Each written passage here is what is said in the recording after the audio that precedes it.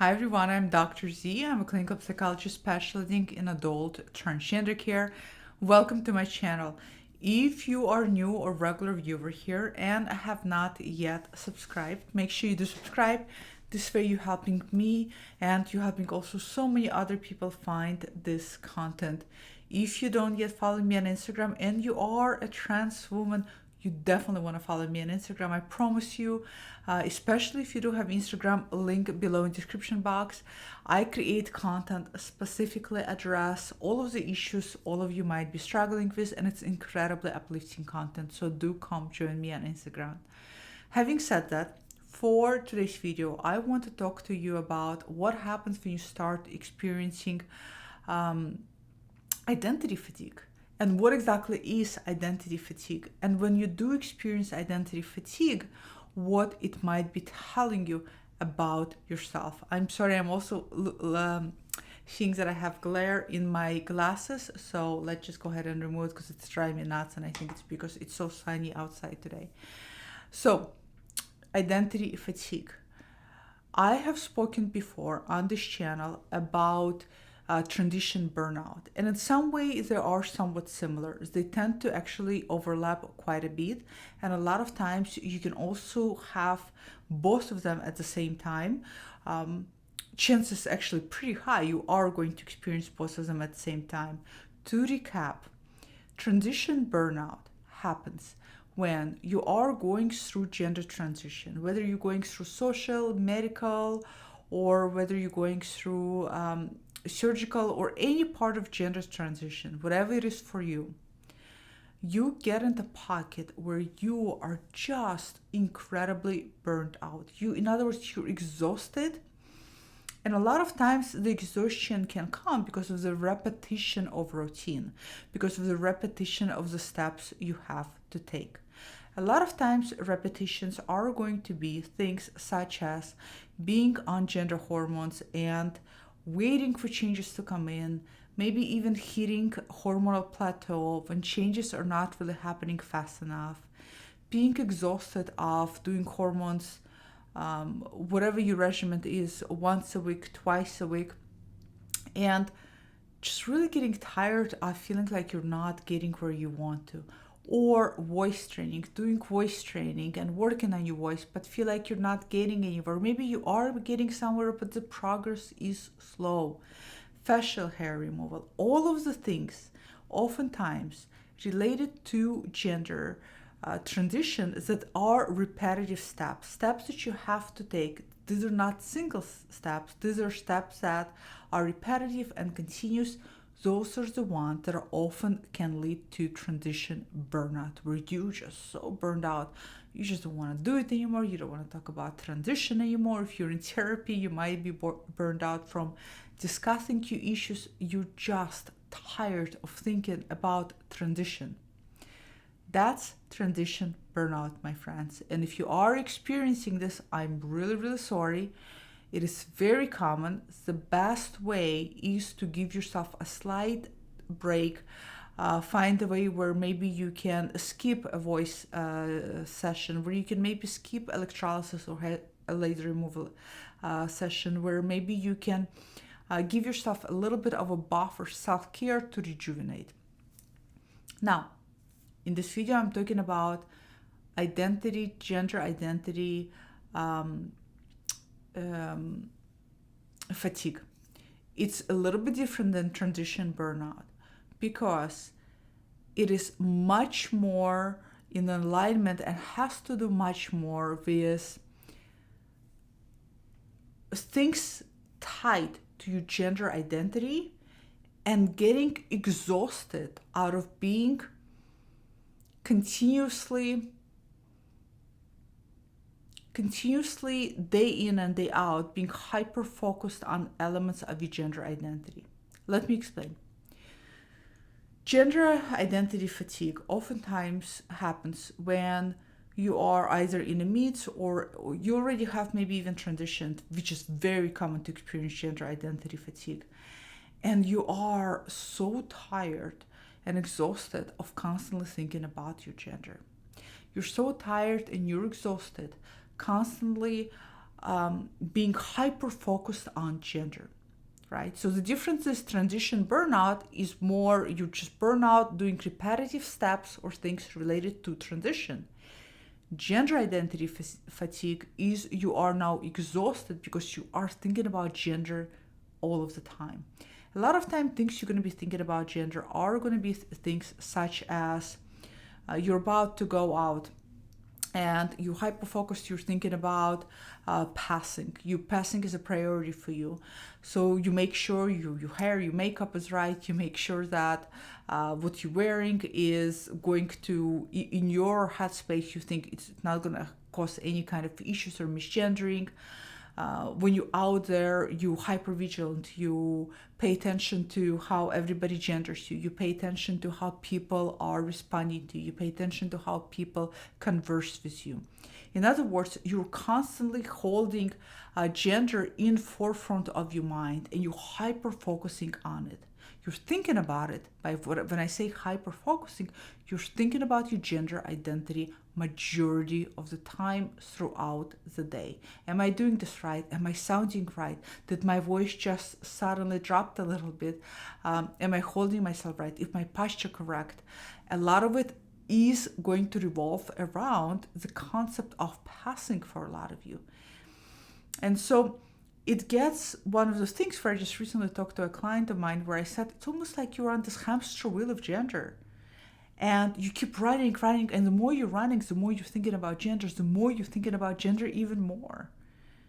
And you wake up thinking about your gender, you go to sleep thinking about gender, and the most frustrating things about gender identity fatigue is that it happens to individuals when they have completed transition, whatever transition is for you. For individuals who may not even struggle with being misgendered out there at all, and yet they still think about their gender constantly. Everything revolves around their gender. Everything they do, gender. Am I doing this right? Am I? It's almost like you have a checklist in your head related to your gender, and you have to make sure you go through the checklist as you go throughout the day. No wonder so many of you are experiencing gender identity fatigue. Gender identity fatigue can and does lead to self-doubt, and thus lead to starting to accumulate feelings of imposter syndrome or feelings of imposter, and thus start to create an additional levels of stress. Because when you're hypervigilant constantly, when you're constantly on alert, right? That's what hypervigilant is. You're constantly on alert. You're constantly on a lookout. How people are going to relate to you, how people are going to gender you, how is anybody looking at you. Being on alert all of the time sends signals to your body. Being on alert is almost being ready to either fight or either to flee. And so it sends signals to your body that you are in a situation that is not safe. When we are in a situation or spaces when we feel safe, we relax into ourselves. Our shoulders drop. Even our breathing becomes much more stable. Our bodies, our muscles, everything just feels so much more relaxed. When we're hyper vigilant, we're uptight, right? That phrase, you look like a deer in headlights, comes from that. It's having this kind of freeze, terrifying, scared mode. And it's a lot of tension. And it's a tremendous amount of stress on your body. So being in a state of constant gender anxiety, constant gender hypervigilance is exhausting. And it will undoubtedly start seeping into other areas of your life. The way you notice that you are experiencing gender identity fatigue is when you are, first and foremost, you may be even fully aware that you're doing it.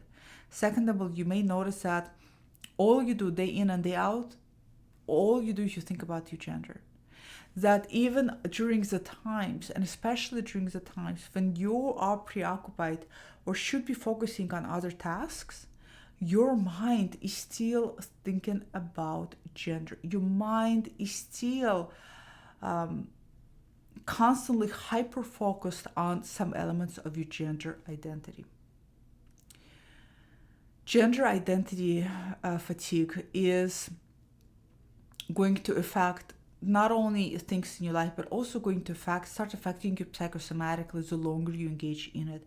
And it absolutely can lead to start feeling depressed, and it can absolutely lead to struggling, falling asleep, and being able to stay asleep, because you're not in a state of relaxation. You're unable to relax because you're probably lying there ruminating with anxious thoughts. It is going to affect your relationships. It is going to affect your relationship to yourself. Most importantly, it is going to affect your inner self sense of confidence and ownership and inner connection to yourself. One of the red flags when I work with clients, and by the way, gender identity fatigue is incredibly common. When I work with clients where we realize that there is gender identity fatigue for them, usually the biggest red flag for me is this: if you are experiencing gender identity fatigue, there's a high chance that you are disregarding and not paying enough attention to other areas of your life. That everything has become so consumed and everything has become so overpowered and looked over through the lens of gender identity only, that you are now at this point neglecting other parts of yourself. Other parts that you may be neglecting, such as your passions, your career, things you love to do, your family, your relationships, your friendships.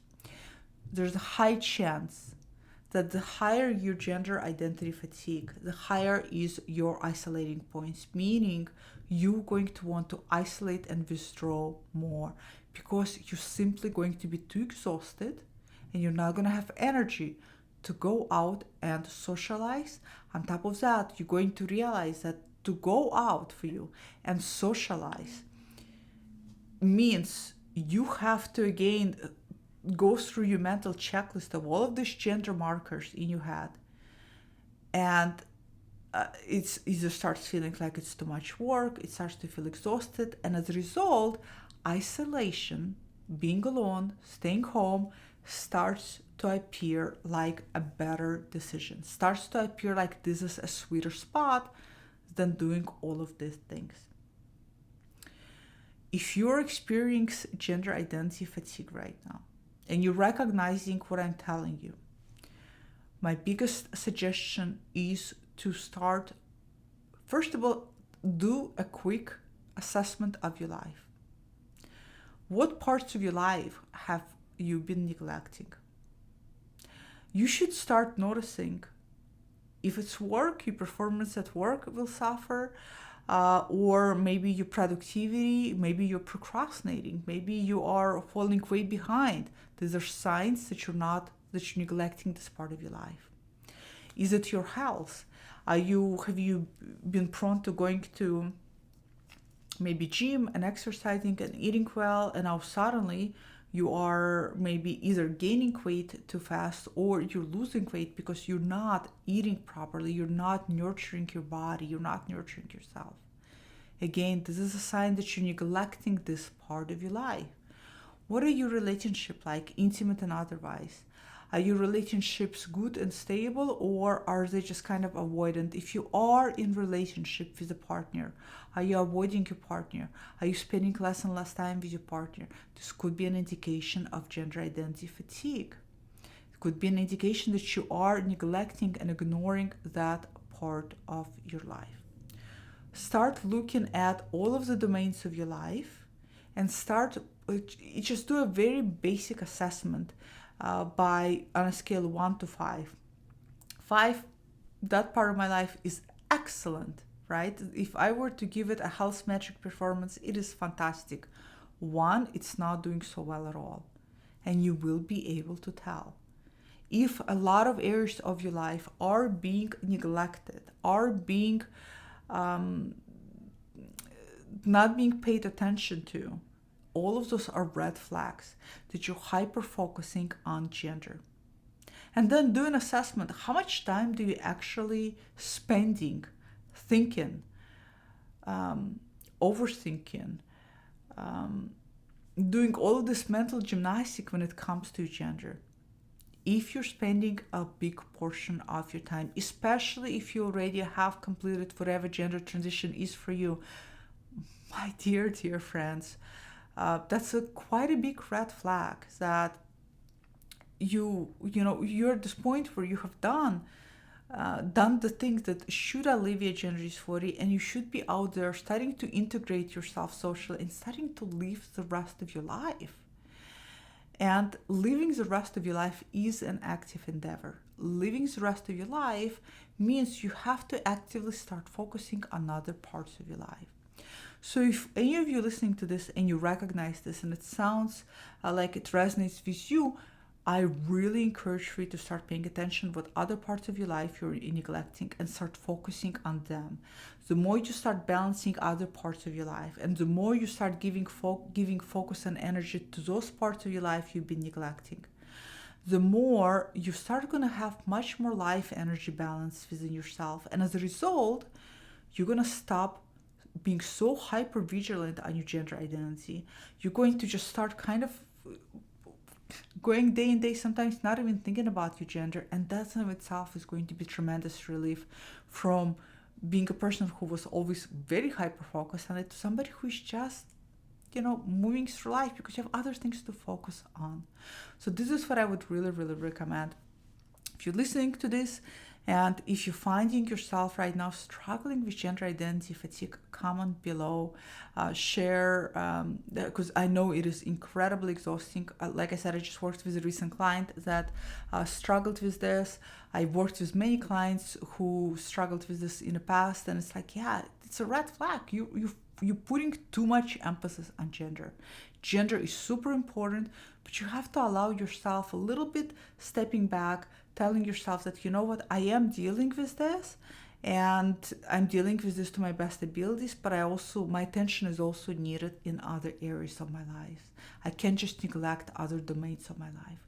So comment below, let me know, share what you have done when gender identity fatigue struck you in the past. You may also be, like I said, very common alongside gender identity fatigue to also experience transition burnout. Very common for them to coexist. It's almost like a double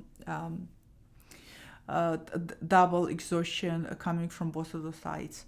Comment below, let me know. Love reading all of your comments, and as always, I will see you in the next video. Goodbye.